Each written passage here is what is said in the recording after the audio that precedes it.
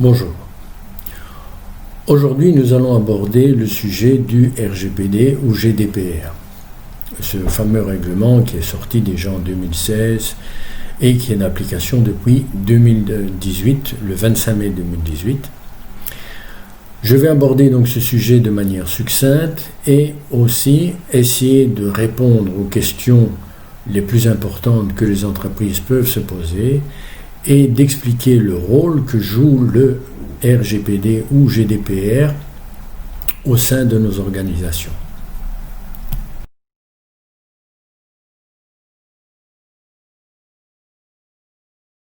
Et la toute première question que l'on peut se poser à son sujet, c'est de savoir à quoi correspond ce fameux règlement.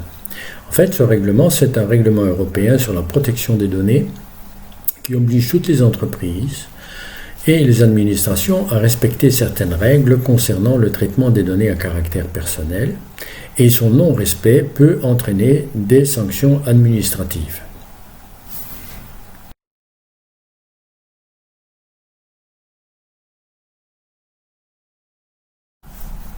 Un règlement est un acte juridique défini à l'article 288 du traité sur le fonctionnement de l'Union européenne, le TFUE. Il revêt une portée générale, est obligatoire dans tous les éléments et est directement applicable dans tous les pays de l'Union européenne. Un règlement doit être intégralement respecté par ceux ou celles à qui il s'applique. Il s'agit d'un acte juridique contraignant pour les institutions européennes, pour les pays de l'Union et pour les particuliers auxquels il s'adresse.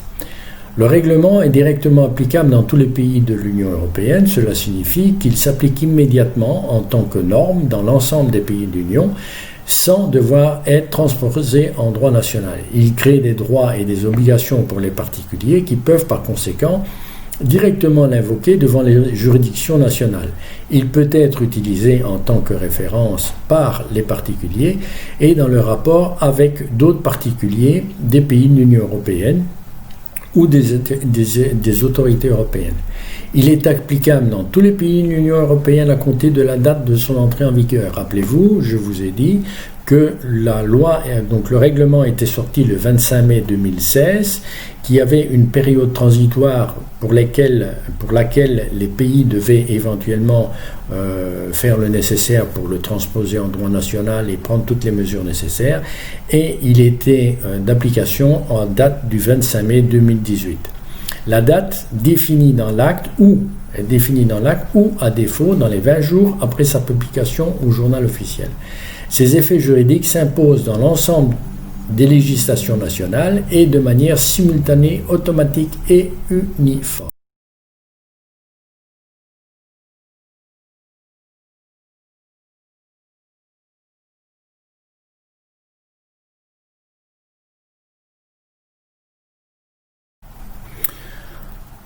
Il est vrai que le RGPD peut être perçu comme étant une contrainte. Il peut être perçu pour ce qu'il est réellement, une simple contrainte, imposée par une institution dont le fonctionnement est aussi nébuleux que les voies du Seigneur, une pièce rapportée aussi contraignante qu'inutile.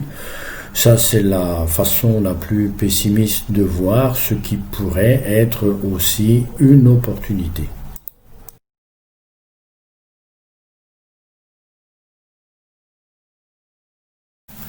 L'autre manière d'aborder le RGPD serait de le considérer comme étant une opportunité. En effet, le RGPD va nous permettre de maîtriser les actifs informationnels des organisations, va nous permettre également de maîtriser l'évolution du travail, et ici nous allons éventuellement penser à cette pandémie de Covid-19 qui, pour beaucoup d'entreprises, oblige plus qu'il ne permet de travailler en télétravail. Le télétravail, ce sont des actifs informationnels, ce sont des bases de données qui vont être utilisées et qui devront être protégées malgré le fait que le travail est décentralisé.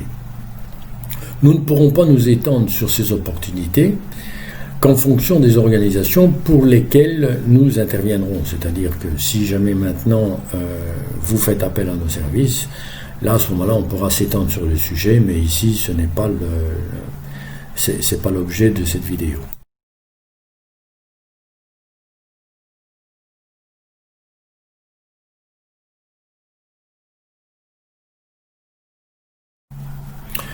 nous pourrons quand même trouver quelques utilités au RGPD, dont une des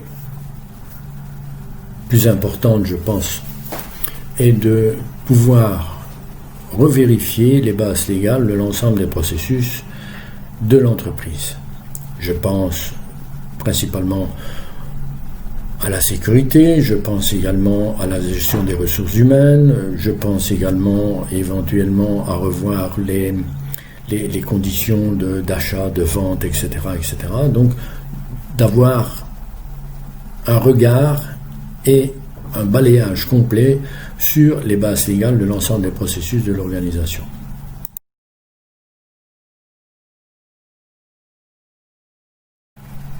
Le RGPD peut aussi avoir un effet positif dans la compréhension des processus internes à l'organisation et de se reposer les bonnes questions.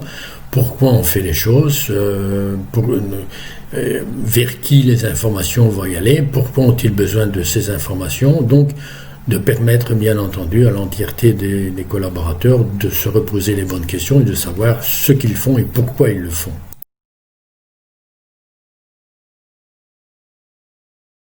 Le RGPD va également pouvoir nous permettre de mieux comprendre le cheminement des données et des informations au sein de l'organisation, ce qui souvent est négligé dans quand même pas mal d'entreprises, de savoir où vont les informations, pourquoi elles vont à tel endroit, dans quel fichier, etc., etc.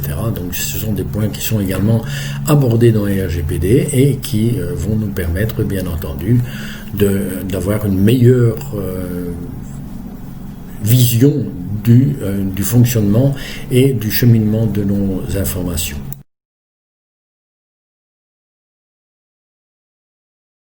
Encore un point tout à fait important qui est de maîtriser les vols et les pertes de données, surtout à l'heure actuelle lorsqu'on parle de télétravail. Je n'ai pas dit qu'il ne fallait pas faire confiance en nos collaborateurs, mais quand on voit un peu ce qui se passe sur Internet, il est tout à fait évident qu'il faudra qu'on se protège concernant les vols et les pertes de données. Donc ça, ce sont des choses qui sont tout à fait importantes. Et le RGPD, bien entendu, va apporter un accent bien particulier sur ce que l'on fait de l'ensemble de ces données. Voilà. C'est ça qui est relativement important. Et donc, vous voyez que quelque part, le RGPD, c'est évidemment une contrainte, mais ça peut être aussi une opportunité de se reposer les bonnes questions sur le fonctionnement de l'ensemble de notre organisation.